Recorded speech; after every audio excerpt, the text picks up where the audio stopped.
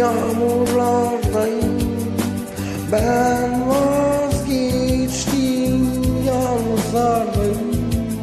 Seni affedemem. Mevsimlerden sonbahardayım. Artık çok geç, yağmurlardayım. Ben vazgeçtim, yalnızlardayım. Seni affedemem.